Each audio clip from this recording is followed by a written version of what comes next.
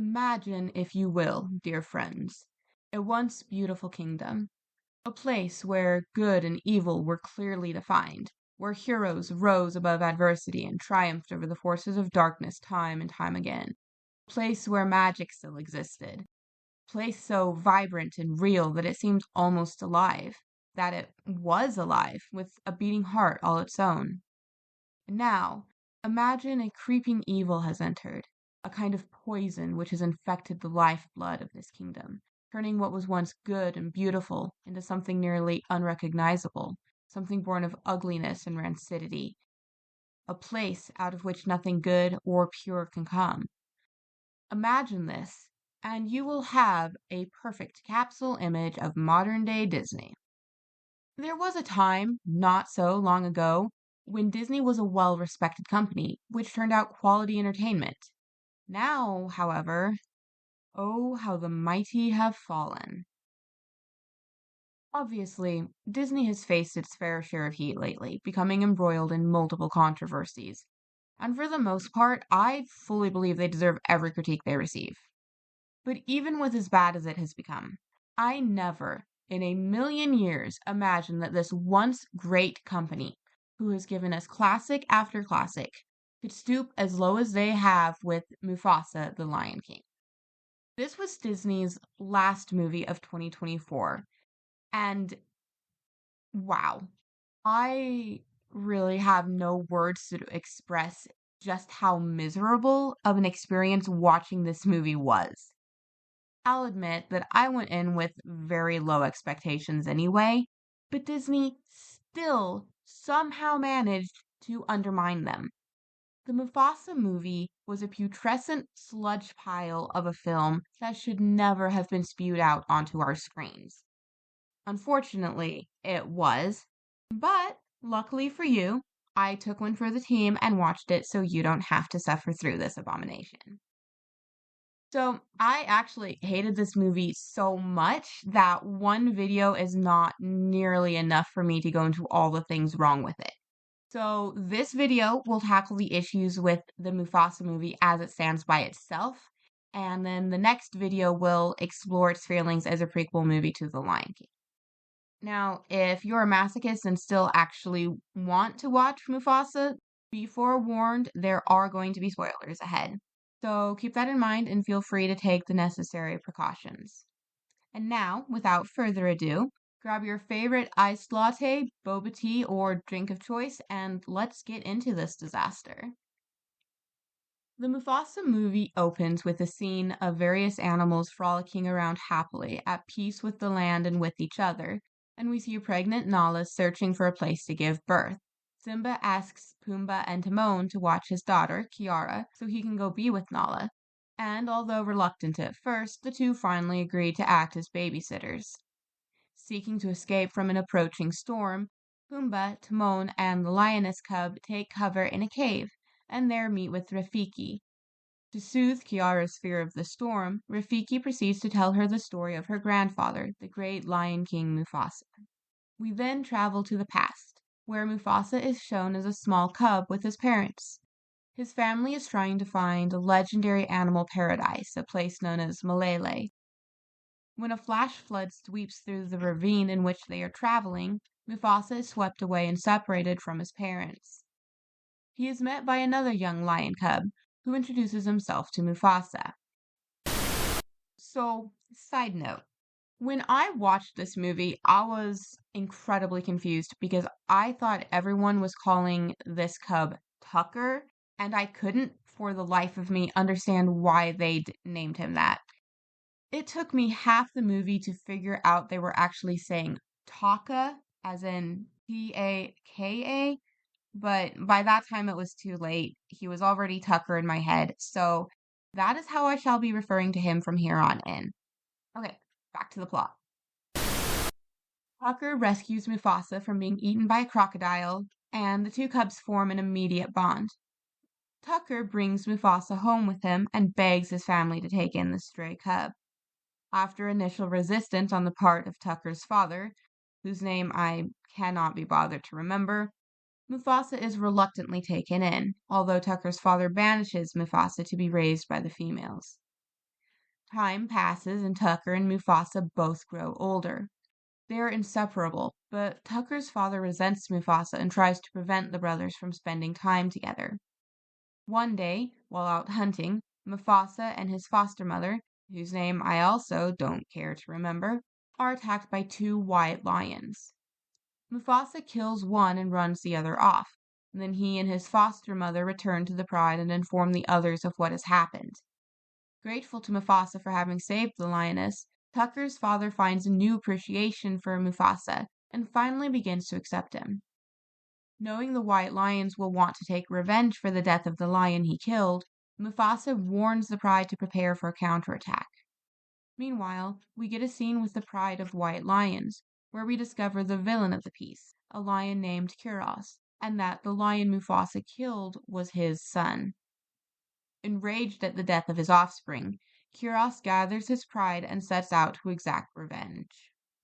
Back at Tucker and Mufasa's pride, at the prodding of his foster mother, Mufasa decides to leave and continue his long-abandoned search for his birth parents and Malele. Tucker decides to go with him, and together the brothers take off. Not long after they leave, the white lions track down Mufasa and Tucker's family and kill them. Still thirsting for revenge on the lion who killed his son, Kuros decides to pursue Mufasa and Tucker. The white lions manage to corner the brothers, but Mufasa and Tucker elude their pursuers by jumping over a waterfall into a river, and from there they make their escape. As Mufasa and his brother continue to make their way to Malele, they encounter a beautiful young lioness called Sarabi and a bird named Zazu, who functions as Sarabi's scout/advisor. They also meet with a young Rafiki, who has been kicked out of his own colony due to the uncanny visions he receives. As they all wish to make their way to the same place, the animals decide to form an unlikely party, and they continue on their way. As the group continues on their travels, Mufasa gives Tucker a few pointers on how to talk to girls and impress Sarabi, as Tucker has decided he's in love with her. Unfortunately, Mufasa and Tucker are still being chased by the white lions, and before long their pursuers have caught up with them. As the white lions close in on the group, Sarabi starts a stampede to allow their party to escape. Her plan works, but she is injured in the process. Mufasa rescues her at the risk of his own life, but gives the credit to his brother and tells Sarabi that it is Tucker who saves her life. Safe from the white lions, at least for now, the party continue their journey, and they soon encounter a snowy mountain range. On the other side, Rafiki assures them, is Malele. As they make their way over the snow-capped mountains, Sarabi puts two and two together and realizes that it was Mufasa, not Tucker, who rescued her in the stampede. She confronts Mufasa about it, and although at first he insists it was Tucker's doing, Sarabi knows better and finally gets the truth from him. The two then finally acknowledge the romantic connection growing between them and spend the night together. However, unbeknownst to them, their romantic night is observed by Tucker, who is horrified at what he sees. Tucker feels betrayed by his brother and decides to make a deal with the white lions to bring about his brother's ruin. The next morning, everyone continues as though nothing has happened. At last, the group come out of the snowy mountain pass and find themselves in Malele. It is a perfect paradise, with flawless weather and all the animals living in harmony together. The residents gather around to greet the newcomers, and somehow know who they are. This is never explained, by the way. But the welcome is marred by the sudden appearance of the white lions. Faced with this sudden crisis, the animals are thrown into confusion, but Mufasa gives a speech, rallying the animals of the land, and together they fight back against the attackers. Mufasa and Kuros face off against each other and take their fight into a cave, as the rest of the animals and the white lions do battle outside. Eager to see his brother's end, Tucker follows the fighting lions. However, just before the white lion kills Mufasa, Tucker's feelings undergo a sudden change, and he throws himself in front of Mufasa, saving his brother and receiving a nasty scar over one eye. The brothers then join forces and together they manage to defeat the white lion's leader. With the evil Kuros defeated, Mufasa and Tucker exit the cave and rejoin the other animals. Here, Mufasa finally reunites with his natural mother, who has also managed to reach Malele. His father, unfortunately, did not make it. The animals elect Mufasa to be their king, and he reluctantly accepts. There is still the problem of Tucker's betrayal, however, that must be dealt with. Mufasa refuses to kill his brother for his crime, but says that he will never again say Tucker's name.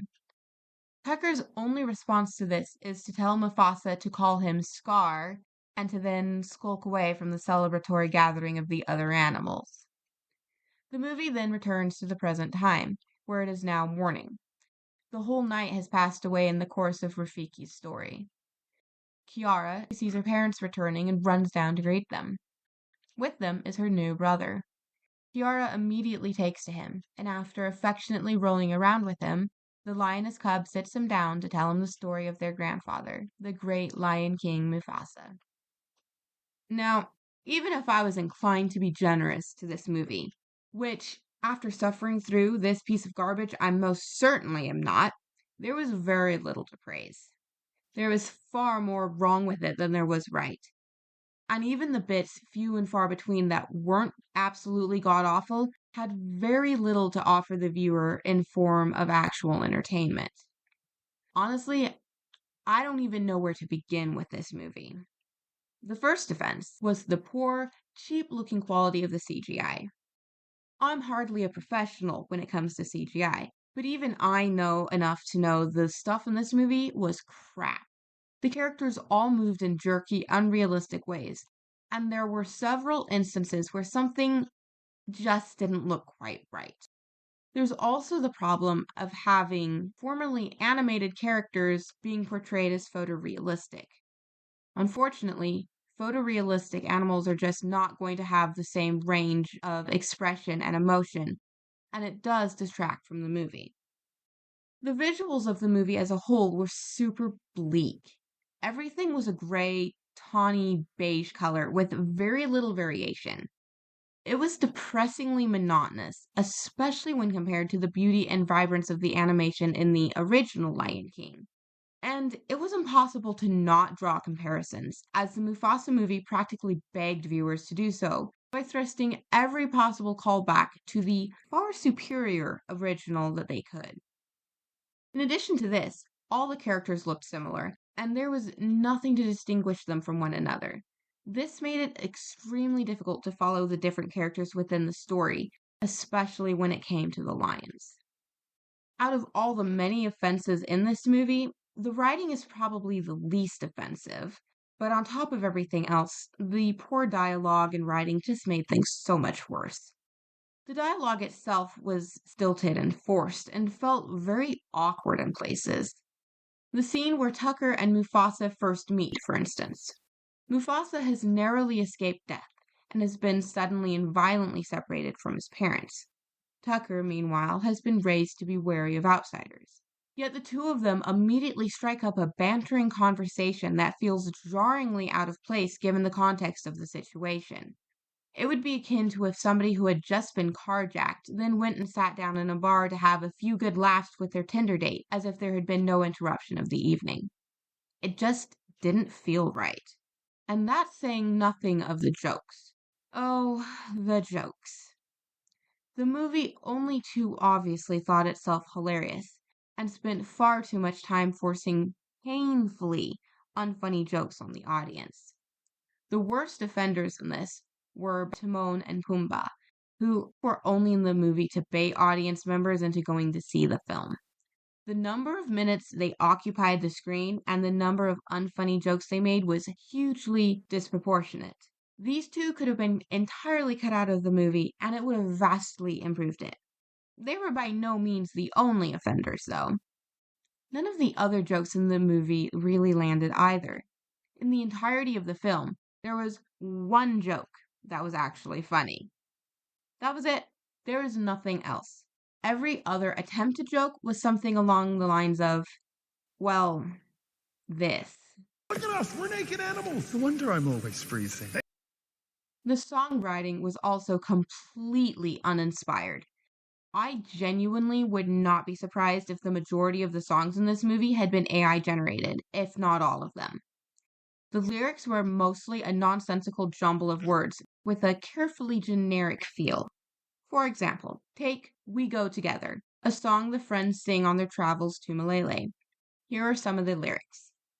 If you want to go fast, go alone. There's the road, off you go. But if you want to go far, we go together. So good, so far, we go together. Your father left you in my care, and now we're running who knows where. Sometimes you need a bird's eye view, and I've got you to see me through. By land, by air. If you want to go fast, go alone. Day and night, there's the road. I just might, off you go. Yeah, all right. Now, purely out of curiosity, I decided to visit every student's best friend and ask for an adventure song in the style of Disney. This is what I was given.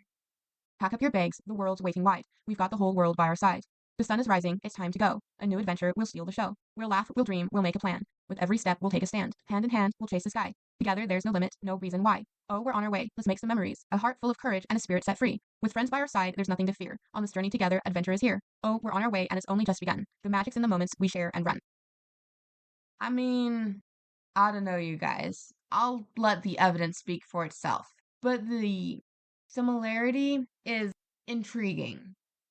Now, to be fair, the song Bye Bye, sung by the movie's antagonist, did have some potential.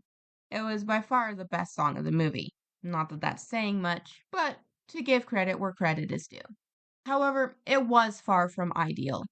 To be a truly good song, I think it could have used a few tweaks.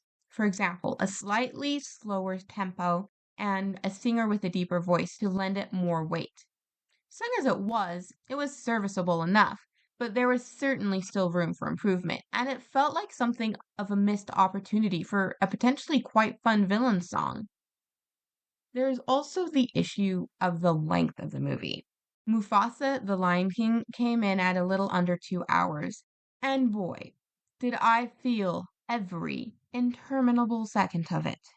The pacing was horrible, with conversation scenes dragging out for minutes, while the few action scenes there actually were felt badly rushed.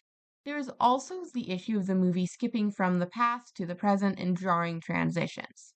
Now, I didn't mention it during the plot review for the sake of clarity, but there were no less than 7 instances that I counted where the Mufasa story was rudely interrupted by dragging us back to the present to endure unfunny jokes from Pumbaa and Timon.